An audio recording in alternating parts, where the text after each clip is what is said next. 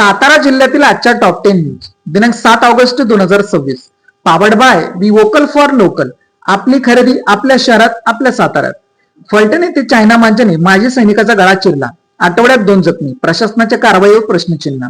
फलटण शहराजवळ जाधववाडी परिसरातील माजी सैनिक शिवाजी मुकुटराव बुधावले व 61 हे दुचाकीवरून प्रवास करत असताना त्यांच्या गळ्याला चायना मांजा लागल्याने ते गंभीर जखमी झाले. या घटनेत त्यांच्या गळ्यावर खोल जखम होऊन 8 टाके पडले आहेत. ही घटना बुधवार दिनांक 5 ऑगस्ट रोजी दुपारी घडली. शासनाने चायनीज मांजाची विक्री व वापरावर बंदी घातलेली असतानाही फलटण भागात याची खुलेआम विक्री होत आहे.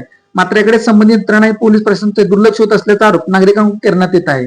काही दिवसांपूर्वी दत्ता जाधव वय 45 राहणार कुरणेवाडी तालुका बारामती हे कामानिमित्त फलटण शहरातील सोमवारपेठ परिसरातून दुचाकीवरून जात असताना रस्त्यावर अडकलेला चायनीज मांजा त्यांच्या गळ्याला अडकला. त्या अपघातात त्यांच्या गळ्याला गंभीर दुखापत होऊन मोठ्या प्रमाणात रक्तस्राव झाला होता. आठवड्यात दुसरी घटना घडल्याने मांजा विक्रेत्यांवर कारवाईची मागणी होत आहे. साताऱ्यात एकाची 29 लाखांची फसवणूक. अधिक परताव्याच्या आमिषाने 5 जणांची सुमारे 29 लाख रुपयांची फसवणूक केल्याप्रकरणी एका विरोधात शाहूपुरी पोलीस ठाण्यात गुन्हा दाखल झाला आहे. ही घटना 2021 ते 2022 दरम्यान घडली आहे. किशोर विजयराव कदम राहणार मंगळवारपेठ सातारा असे संशयिताचे नाव आहे. त्याने गुडविल वेल्थ मॅनेजमेंट येथे गुंतवणूक केल्यास अधिक परतावा देण्याचे आमिष अनेकांना दाखवले. त्यानुसार दीपक चिंतमन गाडगे राहणार शुक्रवारपेठ सातारा व त्यांची पत्नी यांनी 18 लाख रुपये, गाडगे यांचे भाऊ प्रकाश यांचे 9, गाडगे यांचे मित्र सुरेश वकिरण यांचे प्रत्येकी 1 लाख असे एकूण 29 लाख रुपये घेऊन परतावा न देता त्यांची फसवणूक करण्यात आली.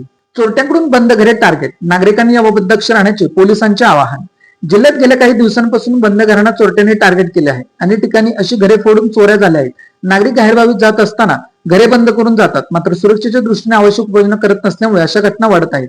त्यामुळे नागरिकांनी याबाबत दक्ष राहण्याची गरज आहे. पोलीस यंत्रणेने धडक कारवाई करून चोरट्यांवर जबाब बसवण्याची मागणी नागरिकांच्याकडून करण्यात येत आहे. दरड कोसळल्याने मालदेव मार्ली घाट बंद. जावळी तालुक्यात सतत सुरू असलेल्या मुसळधार पावसामुळे मालदेव मार्ली घाटात दरड कोसळल्याने हा महत्वाचा घाटमार्ग वाहतुकीसाठी बंद करण्यात आला आहे.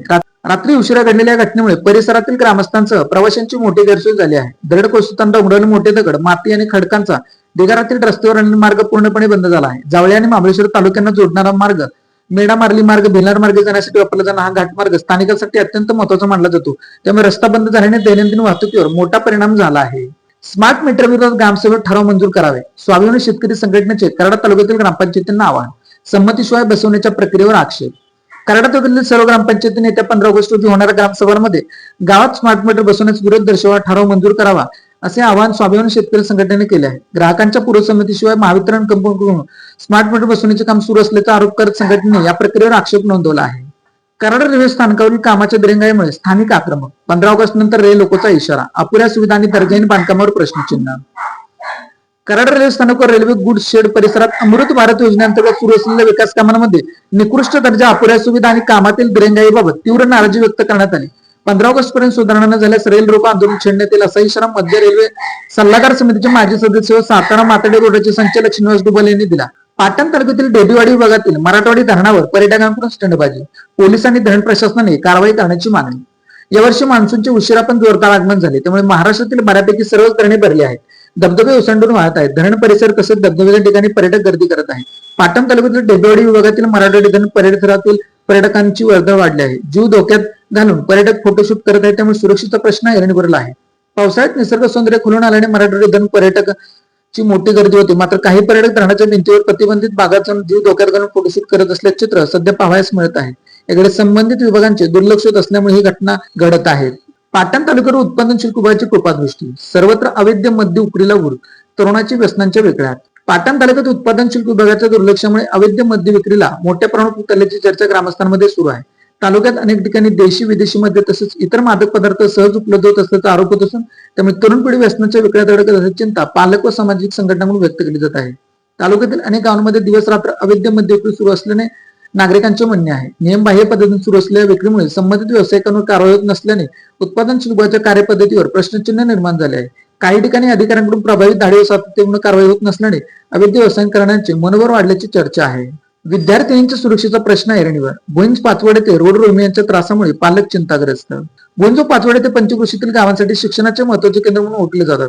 या ठिकाणी देगाव, किकली, चिंदवली, आसले, बेलमाची, लगडवाडी, खोलवडी, काळंगवाडी, जांभुंज येथील वाड्या वस्त्यांसह परिसरातील गावांमधून शेकडो विद्यार्थी दररोज येथे शिक्षणासाठी येतात. मात्र शाळा, महाविद्यालय आणि खाजगी क्लासेस भरताना तसेच सुटण्याच्या वेळी काही टवाळखोर तरुणांकडून होणाऱ्या गैरवर्तनामुळे विद्यार्थ्यांच्या सुरक्षेचा प्रश्न ऐरणीवरला आहे. या प्रकारामुळे विद्यार्थिनींमध्ये भीतीचे वातावरण निर्माण झाले असून पालकांनी तीव्र चिंता व्यक्त केली आहे. परवा येथील चोरडी या औद्योगिक प्रकल्पाला भूसंपादनास विरोध. बैठकीत प्रशासन धारेवर, प्रकल्प अन्यत्र हलवण्याची मागणी. या औद्योगिक प्रकल्पासाठी नायगाव, सांगवी आणि धनगरवाडी परिसरातील प्रस्तावित भूसंपादनाला शेतकऱ्यांनी तीव्र विरोध केला. याबाबत खंडाळा तहसील कार्यालयात प्रांताधिकारी डॉक्टर देवदेश खरमाटे यांच्या अध्यक्षतेखाली झालेल्या बैठकीत शेतकऱ्यांनी प्रशासनाला धारेवर धरत विविध प्रश्नांची सरबत्ती केली. बैठकीत एमआयडीचे प्रादेशिक अधिकारी अमित कुमार सोंगडे, प्रभात तहसीलदार रवी यांच्यासह नायगाव, सांगवी आणि धनगरवाडी परिसरातील शेतकरी व ग्रामस्थ उपस्थित होते. सातारा जिल्ह्यातील अशाच विश्लेषणात्मक बातम्यांसाठी जिल्हा सातारा या न्यूज चॅनलच्या सर्व सोशल मीडिया प्लॅटफॉर्मला फॉलो करा. व्हिडिओ लाईक करा, व्हिडिओ हाईप करा, व्हिडिओवर कमेंट करा आणि व्हिडिओ जास्तीत जास्त लोकांपर्यंत शेअर करा.